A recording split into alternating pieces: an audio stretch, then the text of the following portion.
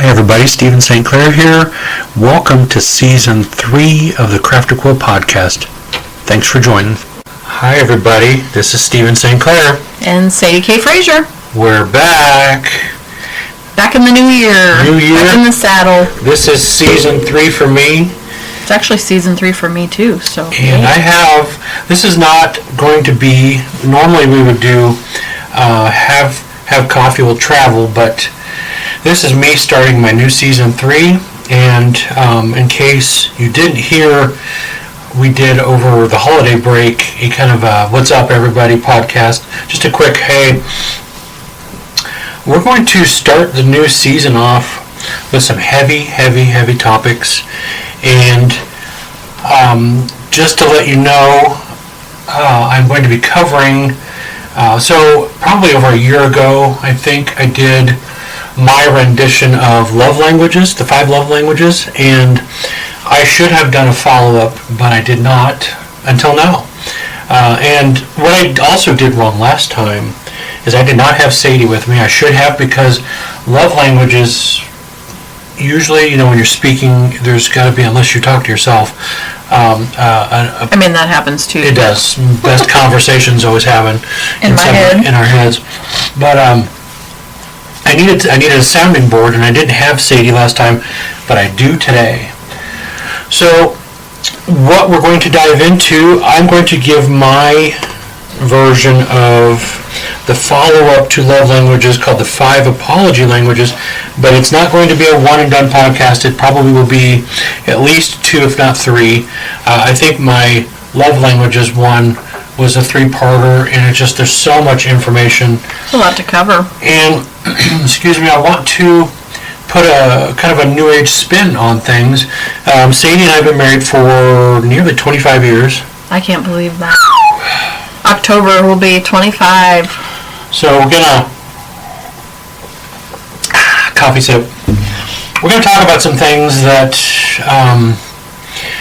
might be a little hard to talk about, might not be, might be easy, might be funny, but either way, I want to shake the dust loose a little bit and talk about the 5 apology languages. But first I want to kind of share, I want to backtrack a little bit and share with everybody just a reference the 5 love languages, in case you didn't listen to those podcasts. I will read them off real quick. Words of affirmation, quality time, gifts, acts of service, physical touch. Now those are all things, characteristic traits, what have you, that everybody has. Every single person has at least one or more of those things, which when we break down the apology languages, so love languages is what you have, I would say, correct, Sadie? Yeah. Love language is what you have within you. There's so many aspects of that. They're kind of learned traits or qualities. How you express and experience love. What you give, what you get, give and receive. Now, same thing with apology languages. Those are also, and we'll get into it here, but the apology languages are more of a taught thing, sort of like when you were kids, and I think I'll get into that when I do the Chapter 3 part. When you were little kids, if you were playing with somebody on the playground and you take their toy, and the other kid starts fussing, mom or dad will say, "Tell them you're sorry." Well, so often parents either do or don't train their kids how to apologize correctly. And no means are Sadie and I experts, but what we do bring to the table is 25 years of apologies. Yeah, and I will interject here too that because I'm a trauma practitioner, I understand that there's layers of past things that also interfere with both the love language barrier and the apology language barrier. I think we're born with those inherent traits, but I think you need to go back and peel through some of those layers. For us, it's taken 25 years, and we're not perfect at it, like you said, but it's taken us 25 years to kind of unbury some of those other traumas and past childhood experiences. if you have those hurts and whatever that were not, or like in your case, a father figure that was not taught correctly how to apologize and things like that, that's going to make a big difference on how you enter a relationship and how you learn to apologize or express your love language. So, and you learn how to love your spouse by, in some ways, how your parents love each other. And of course, there's so many other factors in how people learn to love each other. I almost feel sorry for today's youth, just unless you already have a good home base where you would learn those things, and a lot of times you don't even realize what you're learning until later. nope. You go to say or do something like, God, that sounds just like my dad, or that sounds just like my mom. Sometimes it comes out of your mouth before you realize. A lot of times you either did a good thing or a bad thing, in which case if you did a bad thing, you can't always take it back. So, any questions from the class? No? Okay, here we go. So, as I said, I'm completely going off script. I have nothing official written, just some notes. I spent quite a bit of time just kind of reading through the chapters, as well as writing notes down per se. So when I interject in between note readings, it's going to be purely from my own head, my heart, and experiences that Sadie and I have. So I hope that any of what we say will have some meaning for you. And Sadie and I each have our own takeaways. Like, I grew up in a mom and a dad situation, and of course Sadie did too, but Sadie's past is quite a bit different than mine in certain regards. We've actually known each other since '85, but so her mom and dad separated when she was 6? Got divorced when I was 6, 7. yeah. So, and grew up with two dads more or less throughout different parts of her life, or one. So I grew up with one, but the one often might as well be 0. So it's just kind of, you take what you can, kind of like low-hanging fruit, and you store them. And then one day when you're with somebody, they surface, good or bad. So, chapter 1, I left the chapter headings in, that way it kind of gives you a reference point if you ever do buy the book, but it's called Righting Wrongs. And basically this chapter revolves around a lot of things, but it was actually the shortest of the chapters that I read. So, the offense is done. The deed done wrong. How do you reconcile from that? A husband comes home. Foot has been inserted into mouth. Sometimes both feet, depends on what you say. Husband and wife come home. Either one could say something, do something that hurts the other person to a certain degree. How do you start the reconciliation part? And this kind of also breaks down into the age of the relationship too, and so many factors of that. But let's say I'll throw myself under the bus. I come home from work. My day didn't go as well. I bring home some garbage that spills over into what should have been a joyful, "Hi honey, I missed you," hug and kiss, and instead I completely bypass giving my wife the attention that she needs, probably missed all day, and I just lay into her unintentionally, and I just blast negative radiation.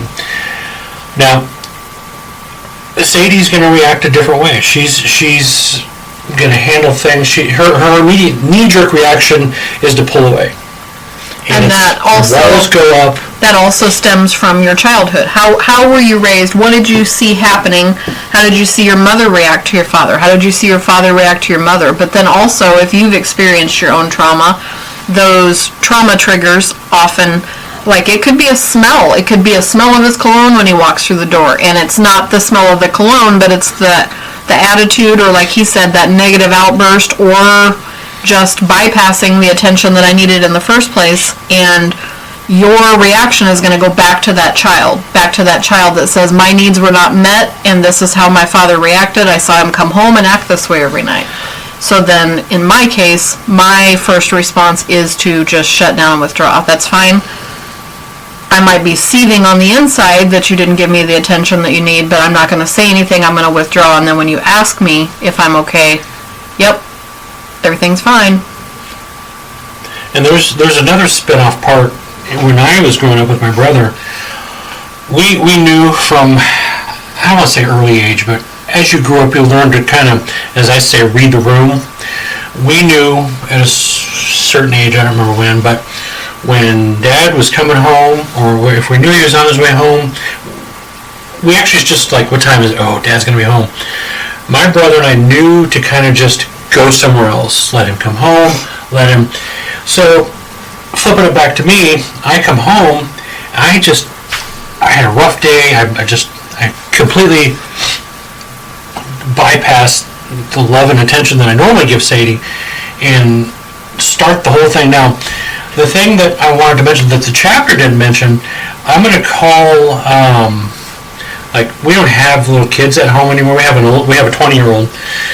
But let's say we did have younger kids, they would be considered collateral damage. Mm-hmm. I come in the house, slam the door, I just start blasting all kinds of things, not really paying attention or caring, depending on who I might have been at that time, who was in the room to catch hell, basically.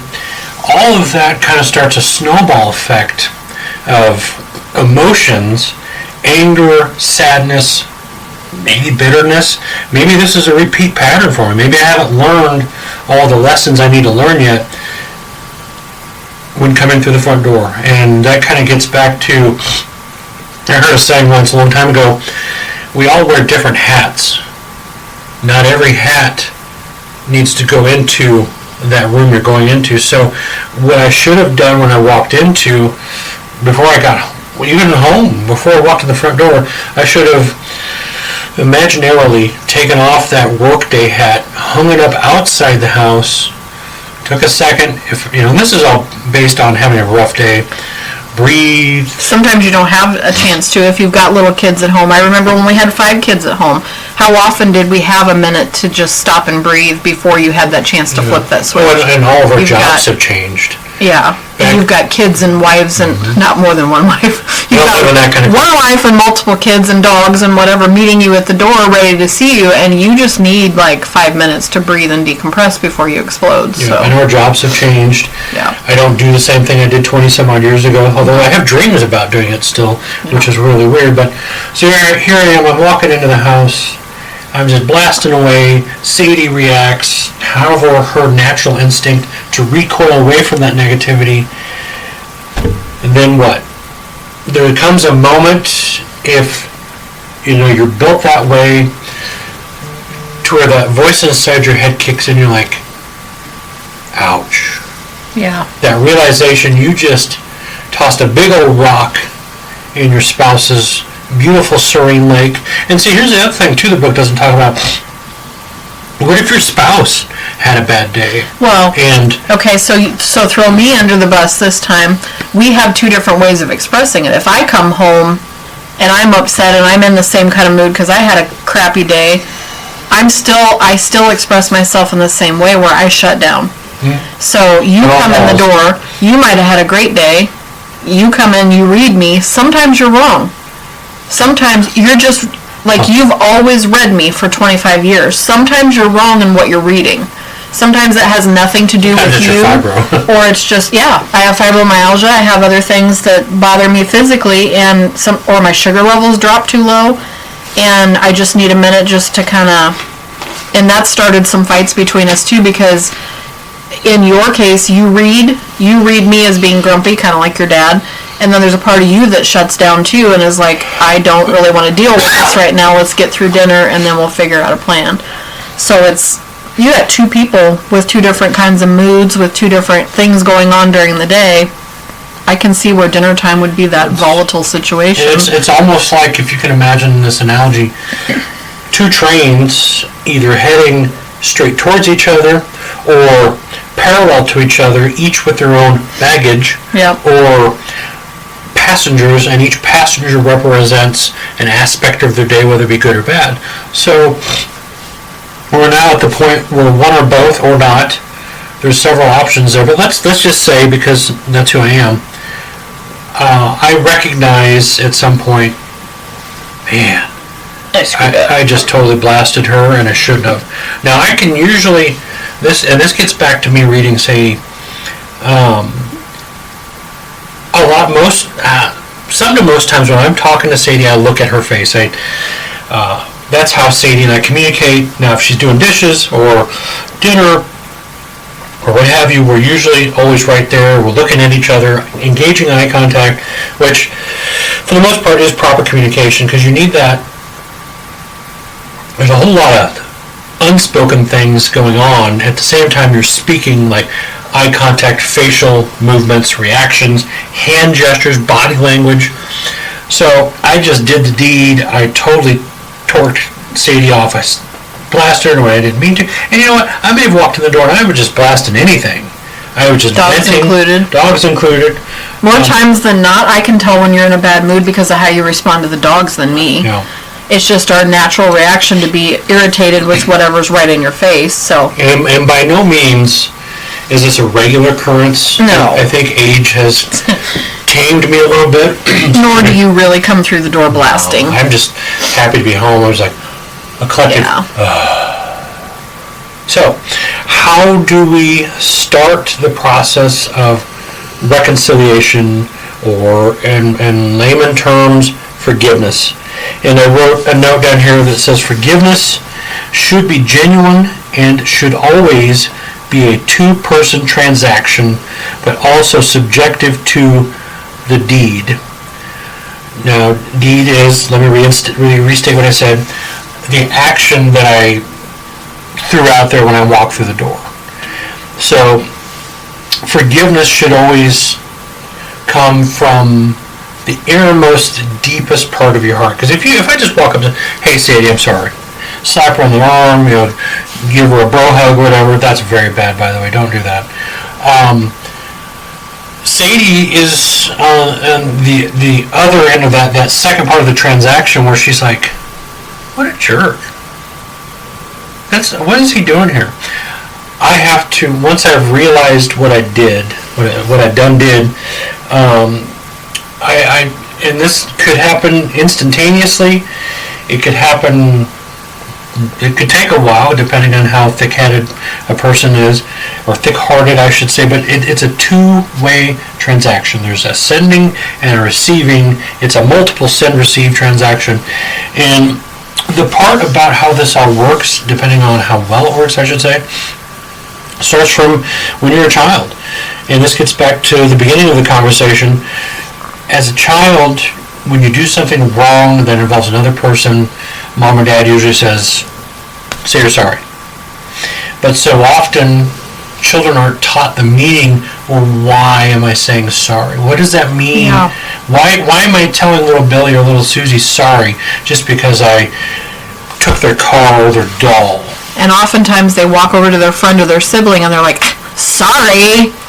They don't even mean what they're saying. They were just they were forced to apologize without understanding what the meaning behind the words even were. And the thing about teaching children at a young age, and even having siblings, Sadie and I both had siblings, there's a certain age where your brains are developing. So you want to ingrain within your child's brain, obviously so many other things, but you want to build a foundation of knowledge that includes the apology language, the admittal of what you did wrong. You don't even have to go into great detail. That comes later in life, so to speak, because in life you learn lessons, you grow, you mature mentally, physically, emotionally, spiritually. You will grasp over time the true meaning of I'm sorry. Mm-hmm. I truly am sorry. And that basically was really it for chapter 1. It was kind of an intro, like, hey, I messed up. Okay, so where do we go from here? What do we do? And I think Sadie has snippet she wants to read? I do. I picked up this book at probably Goodwill somewhere. It's called The Last Lecture by Randy Pausch. He's a professor at Carnegie Mellon. Was a professor. He actually passed away from a terminal illness, but when he gave this lecture, he had just recently been diagnosed with pancreatic cancer, and he had no idea how much time he had left. They told him he could, it could be a year, it could be months. Well, as the book writing progressed, he realized he only had like 2 to 3 months left to live. So he had this lecture planned to give to his students, and his wife begged him not to do it. She's like, you've got 3 months left to live. Why are you spending all this time writing this book and, wanting to still put on this lecture? Because he wanted to leave this for his children as a legacy, and also his wife. But I thought it was interesting when we were planning this podcast, because I ran across a chapter in here called "A Bad Apology is Worse Than No Apology." So I just kind of wanted to read just a couple things that he said in here. He said, "Apologies are not pass or fail. I always told my students, when giving an apology, any performance lower than an A really doesn't cut it. Half-hearted or insincere apologies are often worse than not apologizing at all, because recipients find them insulting.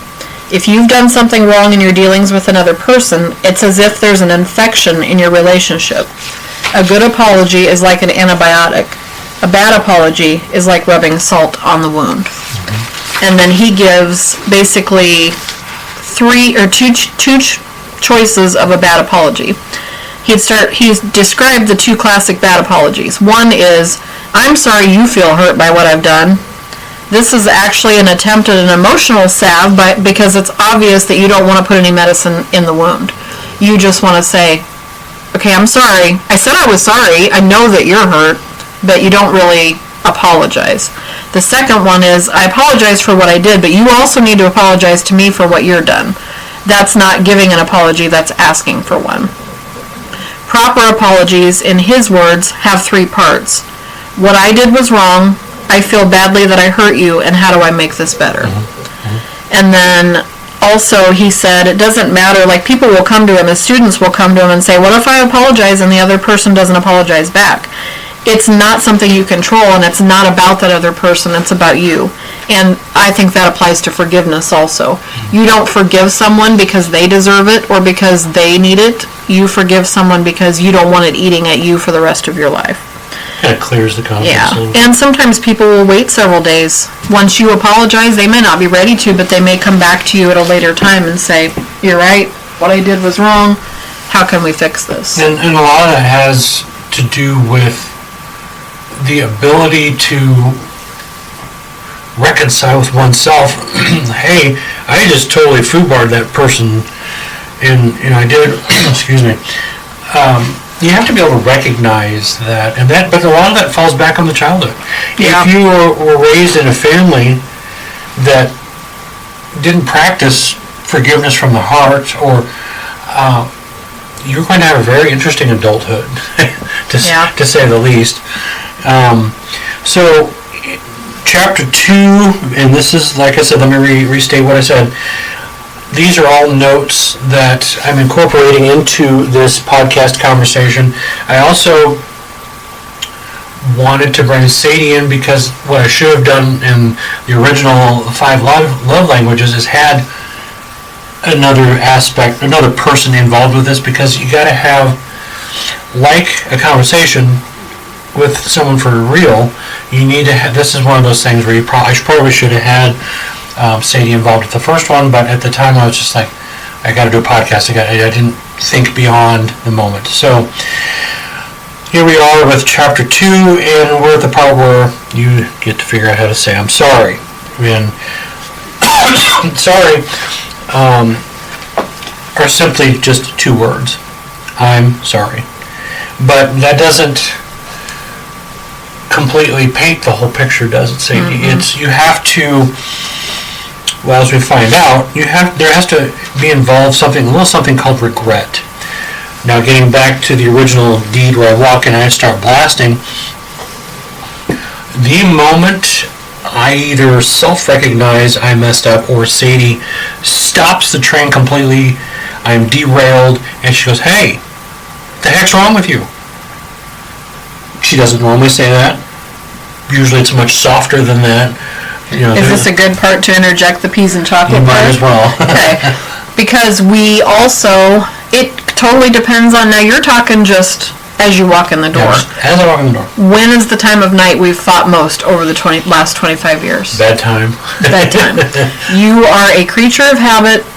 You get to 10 o'clock and you don't mess with him. So if we had been at odds, or I have kept quiet all night and I've been stewing, or I've been trying to process everything, for me it takes me a while to process what I'm mad about. Sometimes you might have triggered me, you know what I mean? Like, how many times have we had an argument and afterwards it's like, it's not really about you, it's about this, because this action triggered me. And that comes back to trauma and dealing with it and owning your own mistakes. But you'll ask me before we go to bed, because you do read me, are you okay? I just want to end the night okay, and... But here's the thing. He doesn't really want to end the night okay. He wants me to say, yep, I'm okay, shut it off so he can go to bed. And that's been our biggest fight. So I know when he says that, we're going to have a very quick conversation. There is no regret. There is no true apology at that point. It's I'm going to say what I need to say to shut you up, to get you out so that I can go to sleep. And that's what our biggest whatever's been. Whereas I need to process, I need to talk about it, and maybe I need to have you have a conversation. For me, I don't want the words "I'm sorry." I want you to tell me what you're sorry for and how you're going to fix it and what are we going to do better next time as a couple. So we had this conversation, it's been months ago, and Luckily. it was like after the fact you came back and said, I think I get it. I have to take the peas with the chocolate. And I was like, what? I forgot it. So he hates peas with a passion. He loves chocolate cake. So your analogy was what? You can't just get to the chocolate cake, which is the end of the apology and the makeup session. You got to take your peas with your chocolate, which means you're going to have to sit down and listen to me. Got to take my lumps. And truly let me express, because if I don't express myself in the proper way, which I have a hard time doing anyway, judging from yesterday's words that I mixed up. Did you ever find your... Yeah. I don't get to the chocolate cake part. We're never going to get to the chocolate cake part unless we work through the peas. So. And that's... There's so much involved with... That is a really good saying, peas with chocolate. One of the things that comes into play between Sadie and I is Sadie was previously married, so for the first, I really don't, honestly, I don't know how long in early stages of marriage, I often was the recipient of a past deed, not even done by myself, but it triggered something within Sadie, so she... Either between an ex or a dad. Yeah, and there was some emotional blinders, like it wasn't me she was seeing there at that moment, it was something or someone that had done something from her past, so most often I found myself backpedaling, like, wait, what's going on here? And then once Sadie's vision cleared, emotional vision that is, of what had happened, it was like, oh man, okay, that was not right. And either way, I did something that triggered something in her. So at bare minimum, I'm apologizing, truly apologizing for what I did that caused her that knee-jerk traumatic reaction. So I think there was some point when I actually messed up for myself. as our marriage, our relationship aged a little bit, became a little bit more finer, like aged wine. Sometimes it was more like aged cheese.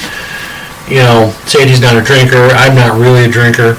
But Sadie used to really love cheese, so that's a good analogy. There was a point which my mistakes were my mistakes, and I began to apologize for what I did wrong, not for what somebody else did wrong. And there is, I think, a fine distinction in saying, you know, in those acts of wrongdoing, but I still followed through with the apology. I hope. There were some nights we stayed up a long time, roller coaster riding all the way through what was done wrong, and I'm not But you're working through 24 years of trauma and childhood experiences before you get to what your real issue is. Yeah. So never should those... Your childhood wrongdoings, my childhood wrongdoings, our own children's wrongdoings. But, figured it out along the way. The one thing I will say, to get back to the regret part of that, is I've always felt that no matter what we went through or what kind of apology in every conversation, no matter how long it took us to get to the end of that, I have always felt that you regretted your behavior. Yeah. You've always been genuine and apologizing to me. And even though it was 10 o'clock, we ended up fighting because you wanted to go to bed. By the end of all of that, you've always been the person who has felt the worst about your behavior. And the funny part is, I'm not trying to interject comedy here right now. Sadie stated it perfectly. I am, when it comes to bedtime, what's on my face? Okay, if you're gonna do that, hold on. You got a fuzzy on your shirt. That happens when you have OCD as well. That was a comedy. I am a creature of habit because I get up an hour earlier than Sadie. Most times. I have a regimen. Like I get up, I feed our rowdy boys, which is our ferrets named Finnegan and Murphy. I feed them, I either make coffee or I don't make coffee, I take a shower, I lay out my clothes, so on and so forth. Now, if she and I get into it, or I initiate a traumatic response by simply asking, hey, are you okay? Now, this is the point in the conversation where she's either going to be honest with me, or she's going to just I know how this idiot's going to act. I'm just going to play it off, and I'm going to say, I'm fine. I'm going to put on a nice, happy face. I'm going to tuck this poor sap into bed, and off we go to the races. Not how that normally works. What ended up happening is hour, 2 hours, sometimes 3 hours later, because every once in a while, when some of the I don't want to say worse, some of the more in-depth instances we've had, I'm actually looking at the clock and I'm like, oh my God, what am I doing here? And it's not negative, it's that creature habit of mine, but in actuality, me watching the clock go by actually hurts me in a way that sounds wrong. It forces me to rush the process of apology. Makes it feel not genuine. Am I saying that right, Sadie? Mm-hmm. It's not even because I can see you watching the clock. I know you well enough to know that you're watching the clock. There is no magic can opener for Sadie I've found over years except love, gentleness. She's told me early on, you know what to do. Why are you? I was like, okay, let me start it over. It falls back on the love languages, which also apply to when you get in an argument. Mm-hmm. Physical touch.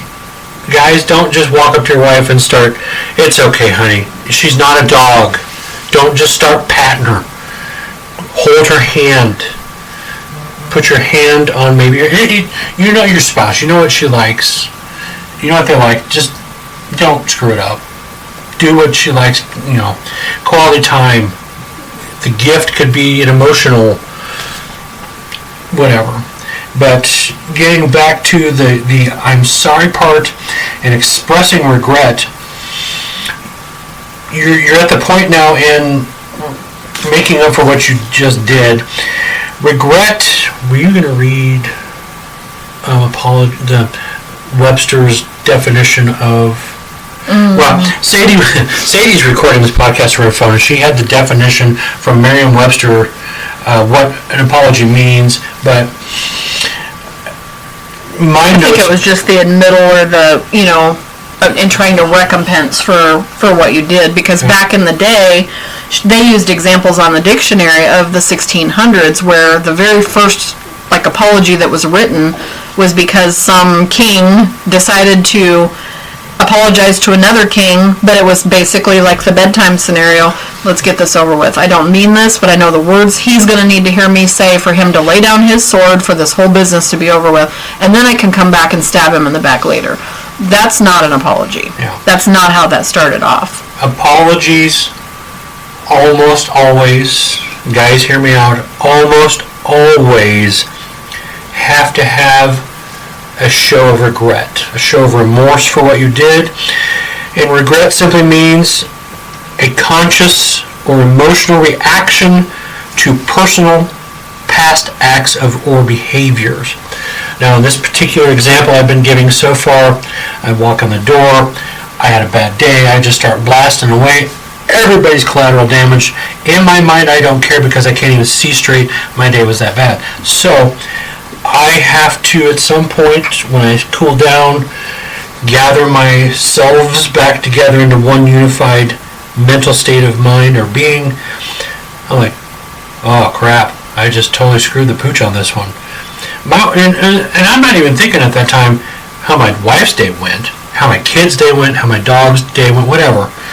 I'm only thinking of myself probably at an unconscious level because I have allowed the wrongdoings of my day to infiltrate myself so deeply that I get it out there. And then I'm like, oh, what an idiot.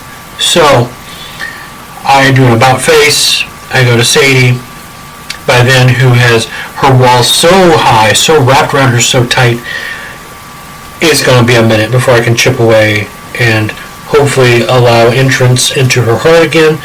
And there's a process, guys. Whether you think you're doing the right thing or not, you will know when you've done what you needed to do to get back into good graces with your spouse, because everybody has that look, that feel there's an air about them that says, okay.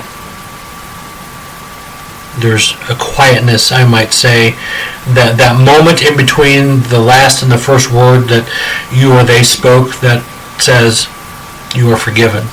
And that's the moment we all are trying to achieve. And let's be honest, I'm like a pit bull when it comes to, sort of. Maybe with not so many teeth in his head anymore. When I know I've hurt Sadie, I usually don't back down. And I don't mean that in a defensive manner. I mean it simply as I love her so much that I need to make up for what I did. But what I often don't quite realize is this is not a quick solution. This is not a quick fix or one and done.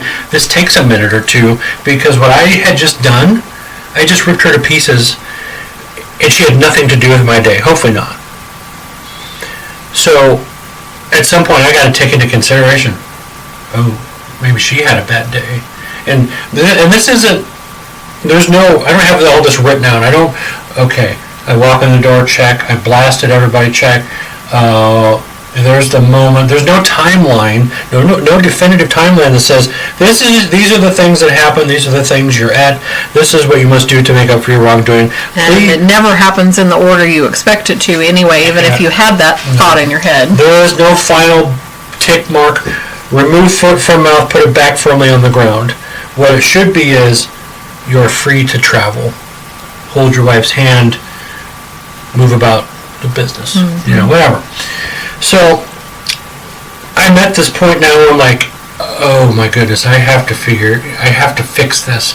And I honestly can say, on a genetic level, I feel like I'm a fixer, a peacekeeper. My grandma did it, my mom did it, I do it, and guess what? It's a learned trait. I shouldn't have said it was genetic. It feels like it at times, but I try to keep the peace as much as now sometimes I cause problems, I don't mean to, but we're now at the stage in this done deed where I have to express regret. And it is the first of the 5 languages of apology. And as I said, regret is the emotional part of apologizing. It has an emotional, it has a physical aspect of it, because if I just walk up to Sadie and say, hey, sorry, what does that say? Nothing. It says you're an idiot. She has to be able to look and feel from me that I feel remorse or I feel regret for what I did. Which does not mean me making you miserable and either, I don't purposely ever give him the silent treatment either. There are a lot of women that give the silent treatment just to get attention and let this escalate. That's not, mine comes from a place of trauma and shutting down. I don't enjoy the silent treatment because I literally in my own head am stuck. I think that's... But a lot of women will make you pay. I'll be like, no, that's okay. And then they make you pay and make you pay and make you pay, and they put these digs out, and you're never going to get anywhere with a marriage like that. No, and I think your silent treatment, quote unquote, is part of the knee-jerk reaction to what I just did, right? Yeah, it's my shutting down and saying, okay, I'm going to put up my walls, and I don't sit here and think all that.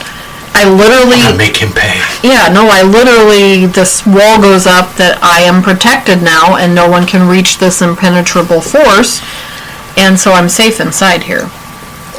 And it's all revolving around who you are, how you were raised, how you've been growing up. That's why I say I feel so sorry for a lot of the youth of today, because there's so much more garbage out there in today's society that, I see posts all the time on Facebook, like, if you're a child of this era or this era, we survived, we drank water from the hose, and, we survived it. What are the kids of today going to say in 10, 20, 30 years from now? It's, I would like it to be that their mom and dads, or whatever the familial situation may be, I was taught right. And if you weren't, then you start learning how to break generational trauma, because that's where our kids are at right now. We've got a couple kids trying very hard to break some generational traumas from the past. And if you truly care about who you're with, and you recognize the fact that, man, I got some baggage I need to get rid of, well, guess what? You start the process of getting rid of the baggage, you in turn start the process of healing yourself. And maybe another side piece of that is you learn how to communicate with your partner, but you have to involve your partner. And sometimes it takes you 25 years. It takes a while, and nobody's perfect anyway, so it's an ongoing practice of constantly learning how to do better, apologizing, regretting what you're doing, and learning how to do better the next time. And there is a part too where, excuse me, the traumatic stories in a person's life can be so wrought with sadness or darkness or just straight up guilt, shame, that how they remove that baggage, how they unpack that baggage from their life, it's going to take a while, people. Mm-hmm. It's not a, here, let me help you unpack. No, it's sometimes they have to start that process themselves. You can't force someone to unpack their baggage from their life. You have to let them do it. The only thing you can do is say, hey, I am committed to you. I will help you. Meet me here in the middle. Meet me at the beginning. Take one step of it, one little step. And then you let it go. Don't force it. Don't force the other person. And I think this is probably in chapter 3. I'm going to jump ahead for a second. Don't force the other side of the apology. If you did the wrongdoing, you have ground zero. You got to work your way up like you're a skyscraper. The skyscraper, the very tip-top penthouse, is normalcy. That's where you find yourself back at the beginning. You're good to go. You're safe, and hopefully sorry for what you did. Regret when... hold on here. Sadie's pointing out the next part. Being truly sorry is a fundamental aspect of a strong relationship. What does that mean? It means... Just a second. For a lot of us, hopefully most of us, some, saying you're sorry, we all understand the concept, but do you understand the meaning behind it? Is there regret involved? What parts of love language are you pulling into that? So, apologizing with regret, meaning you acknowledge what you did, is always a two-sided operation here. The other person should be able to explain, let me rephrase that, the person that did the wrongdoing needs to, if required, explain what they did wrong. Because by doing so, you already hurt the other person. So by explaining to them why you did it, you're opening yourself up as part of the hey, I know you wanted to do this. I got home late. I'm sorry. This is why I was sorry, or why I got home late. I'm sorry. And then part of that is, hey, I could have called you. I could have texted you. We live in a day and age where you have so many options of communication usually. In my job, I do IT. I could chat my wife. I could email my wife. I could do all of that from my cell phone. I would really have no excuse for letting my wife know why I'm getting home late. And, and as a result of explaining what I did wrong, there's evidence, body language. And I think on an unconscious level, maybe more than that, the other person is looking at that other person, kind of giving a side eye, like, he's not sorry. Look at that fool. He's just standing there like it's no big deal. Guys or gals, if you messed up, the other person is going to, in a roundabout way, they're going to look to see how sorry you are. And I hate to say it that way, but let's be honest. If you rush the apology, don't even try it. Don't apologize. Start over. Figure it out. And this involves, the communication aspect. When I'm communicating with Sadie, she's unconsciously looking at a lot of things. Eye contact. Am I making the motion physically to make recompense for what I did wrong, what I should have done? Either one of us or both could be crying. And there's just so many aspects, I would think. I'm going to use a silly example from my birthday a few years ago. We were in the middle of Dollar General, and I had flip-flops on, and he stepped on my foot in the middle of the store and literally stood there and was in tears because he felt so bad that hit the back of your heel at the basket. Yeah, you knew that you hurt me, and it tore you apart because you would never physically, intentionally hurt me like that. But I can't tell you how much that meant. That was not a forced apology. That was not a, sorry, you should have moved out of the way. You were legitimately hurt that you hurt me. And that's kind of a different, that was an accidental. Yeah. Whereas, even though my earlier example of walking through the door and blasting away, that's an on purpose, that's an intentional act of wrongdoing. Whereas, me bumping Sadie's foot with the cart on the back of her heel, that was an accidental. That was, hey, you fool, you're not paying attention. And that was my biggest thing when we were growing up with our kids. They all wanted to take turns pushing the cart. And guess what? Mom's heels always got hit. And I'm like, no, you can't push the cart because you can't even walk and chew gum. So, pardon me. Here we are, we're in the heat of battle, so to speak. I'm trying to make up for what I did. I'm apologizing with sincerity.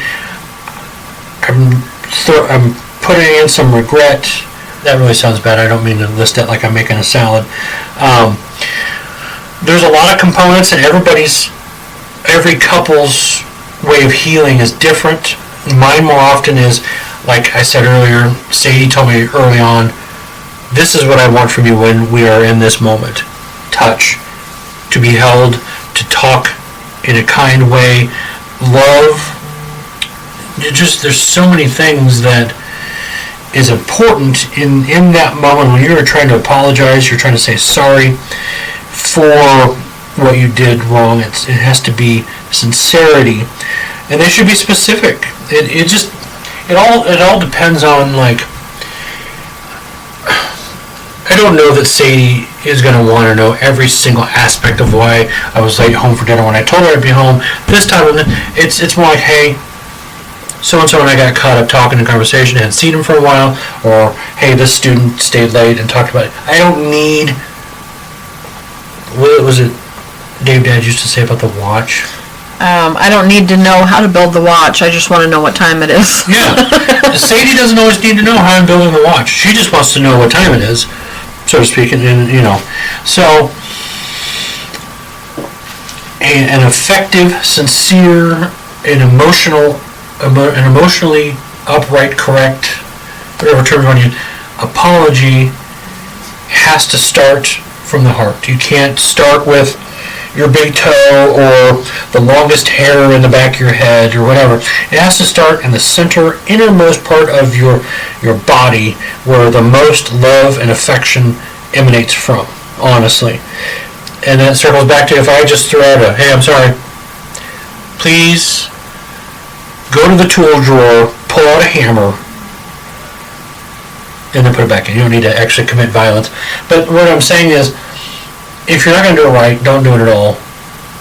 But therein lies the problem, because you're not really apologizing for what you did wrong. And don't blame someone else for it. Exactly. Don't apologize and then say, but you did this, so that's why I did this. Yeah, So we've played that game Don't before. flip it. Don't flip it. Accept, grow the heck up, realize what you did or said wrong, move forward with the expectations, hey, I will do better next time, I'm sorry. And sometimes that part where you said you're going to do better may not always happen right away. It's a growing process, it's a growing pain. And, you know, apologies should also be reciprocal. And don't expect something, or don't just say, oh, I did all this, I know she's sorry, or I'm sorry, she knows I'm sorry, she should just show me all this, I accept your apology. No. That part isn't as important so much as you starting the ball, so to speak, that emotional ball to recovery. And for me, I don't want the words. I do want you to apologize, but I more so want you to be sorry for what you did, because I want it to turn out, I want to have a different outcome next time between us also, on both ends of it. I screwed up. We have a good enough relationship that by the time we get to this point, even if it's 2 hours in the middle of the night and we're now conversing, we always end on, this is what I could have done better, this is what you could have done better, this is what we need from each other, this is what I need more of from you in this situation to make this work. And the thing that always drives me a little bit, above our bed we have on the wall like a wall sticker that says, always kiss me goodnight. Yeah. And it says more than that to me. It's a blanket statement of how your emotional state should be at the end of the night. Always kiss me goodnight. It could also say, always wrap your arms around me. It's a blanket statement of your emotional, maybe romantic well-being. And if you walk away from that and do nothing, you don't kiss goodnight. Well, there's so many dark explanations that I could use for that, but I'm not going to. You guys get it. We're all smart people here. But in a nutshell, regret is huge, and showing it. And did we do the back? Oh, we got to do this whole page. Sorry, I'm visually checking my notes. So, one other thing, I don't know. I think early on we used to write a lot of notes to each other back in the day. We don't now. We have the age of email and texting and all that. One example that the book gave was write an apology letter. And this isn't necessarily a requirement. Either person or neither person could be into those kind of things. Maybe they don't need it, but there could be a touchy-feely person in that relationship. There's way more like wanting to drive that point home, like, I'm really sorry, I really messed up. And this could help them, could hurt them, but let's say the next day, I know things are a little bit better. You're still kind of cooling down from that heat that shade that I threw at you the night before. I want to take it another step forward. I want to seal that binding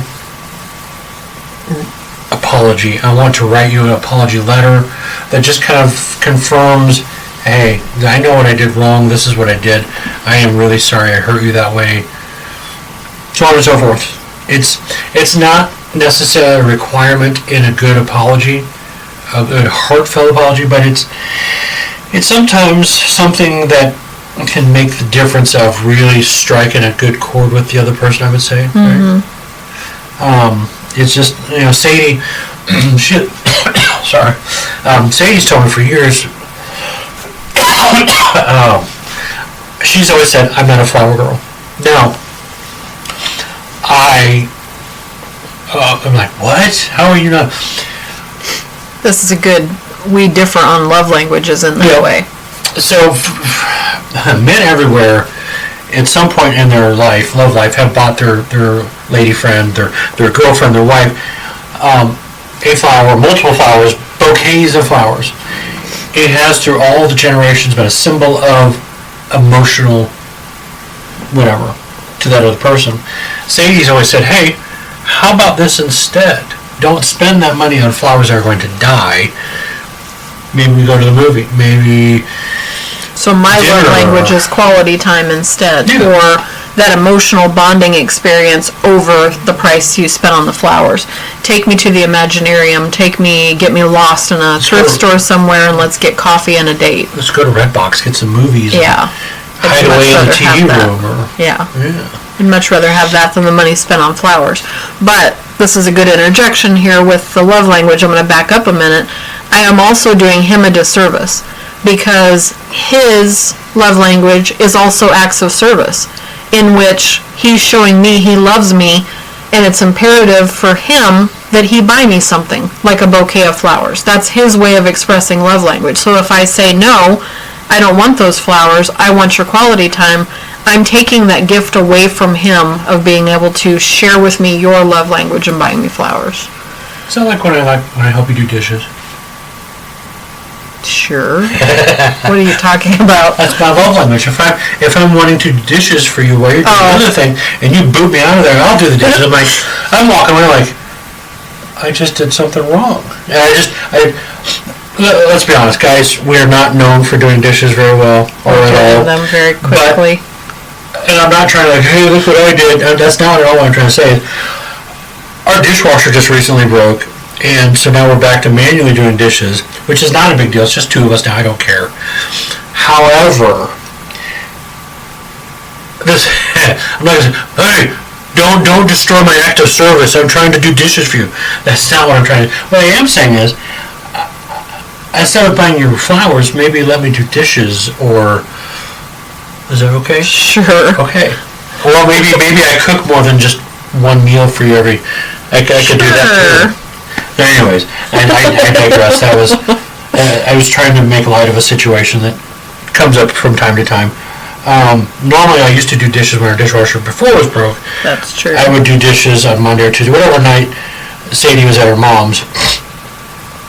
But, so let's make something perfectly clear here.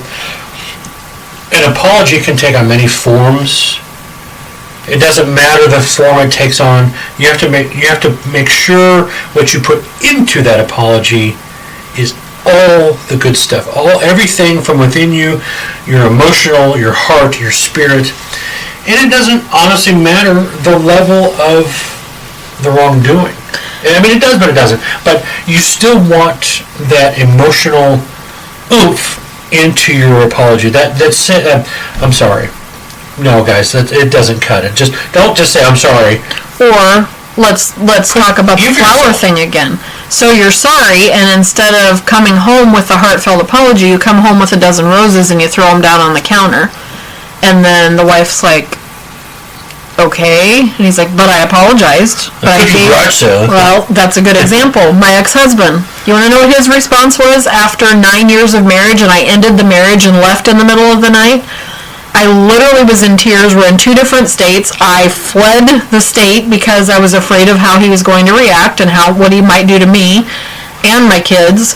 And we end up on a phone conversation so I can talk to him in safety. His response after 9 years of me walking out the door and leaving him forever was, but I took you garage sailing last weekend. Are you kidding me? But I just bought a card at the store, and I was going to sign it and send it to you and tell you that I was sorry. But not one time during that conversation did he actually say, I'm sorry for the things I've done for 9 years to lead you to this point, or why did you leave me? It was, but I bought you a card, but I took you garage sailing last weekend. So that's a good example. Don't just buy the flowers, don't just buy the card, don't just take them garage sailing once and expect to make up for a lifetime of mistakes. That is an apology without regret. So use your heart, use your words, and mean what you say. Be humble about it when you say, I'm sorry. Yep. And that also, to circle back to that, if you have a large family, more often than not, you're going to have a child or two that does fall off the map, so to speak, if you aren't teaching them the proper ways of... I mean, you can't just teach them the good things. You got to teach them how to recover from the bad things too. And if you do something, you take little Billy's or little Susie's doll or car, or you smack them around a bit, mom and dad are teaching you the right way, guess what? That carries over into adulthood and could be leading into some worse things. It could be criminal even, it's just, and that's really an extreme case. But, hi Frank. Hi Frank. We have our dogs in here with us. We're trying to keep them contained. He's checking on mom and dad. No, you guys are talking way too much. I need a bone. No cookie bites. Anyways, we gather here. We wandered off the beaten path here. Well, kind of what I said. I mean, you should be presenting yourself in a humble and open manner, too. Very much so. There's aspects to saying you're sorry that go way beyond just the what can I see part. It's what I feel, both physically and emotionally. What's reverberating from the other person that says, man, I'm sorry. So it's just, there's a lot involved with what's going on, and I hope that, my takeaway from all of this is that you learned a few things. There's definitely some steps, which the funny thing is, I don't think anybody sits there with a notebook and like, okay, he did this, he did that, oh, he meant that, he said that. All right, you're going to go, buddy, you're clear. Not how that works. It's all a near instantaneous reaction to a wrongdoing. Is that correct? You've never once sat there with a notebook. No. You didn't do that right. Well, you messed up on that part. Rob, you didn't make the perfect eye contact with me. That's going to be 2 bowls of shrimp Alfredo from you, buddy. and really, the things you do or say, they honestly make a difference as to the amount of baggage the other person or you even carry after you've recovered from what you did wrong. So that's just, I guess the takeaway from this is, don't just put your back into it, so put your heart into it, put your emotional feelings into what you did wrong in the apology. It matters. And I would say if you're struggling and you're having problems in your marriage, and it doesn't matter if you're newlyweds or if you've been married 25 years, if you feel like you're not reaching a point where you're moving forward together and this is not happening, don't be afraid to seek the help of a therapist either, or someone that you feel, even if it's somebody from your church. Therapy is always a good idea, though, to work through some of those issues. We don't expect you to have all the answers, but you have to be emotionally prepared to put some of that baggage aside and start working on yourself. And sometimes it's not a matter of working on things as a couple. Sometimes each of you, like with us, we each have past baggage. We're not going to go to a therapist and work on our baggage together. We're going to go to a therapist, and I'm going to work on my baggage and you're going to work on your baggage, and then we're going to come together and figure out how to work on our baggage as a more healed it's people together. Yeah, and in that particular instance,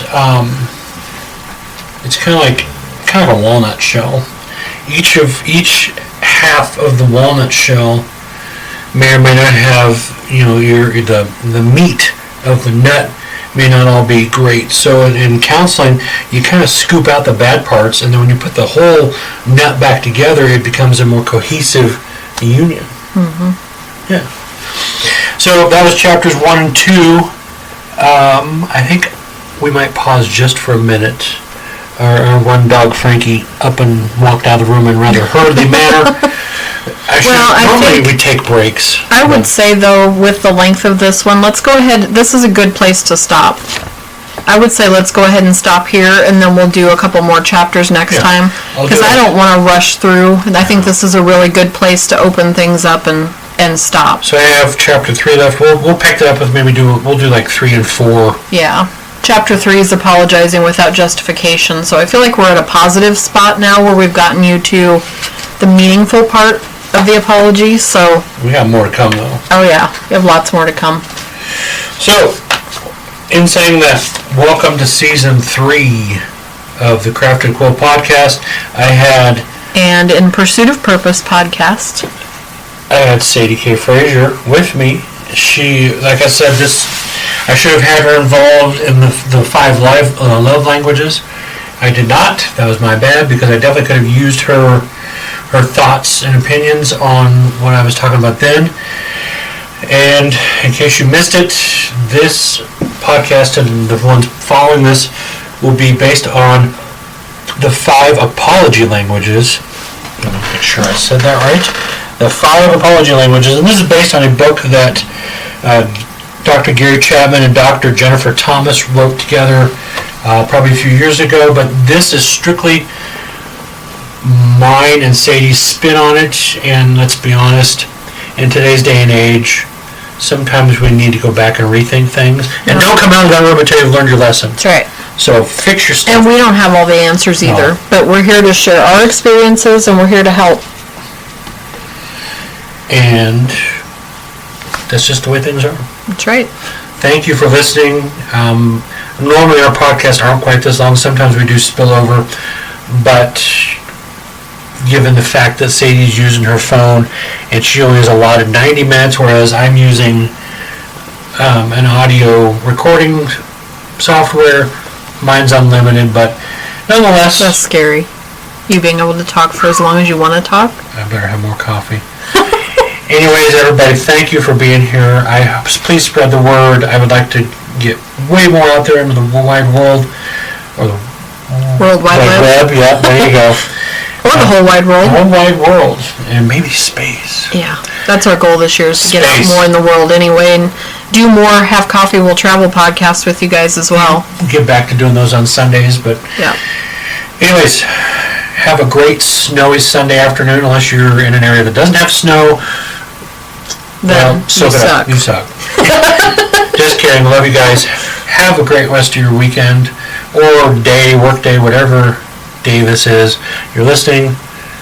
Have a good day. See you on the flip side. Peace out.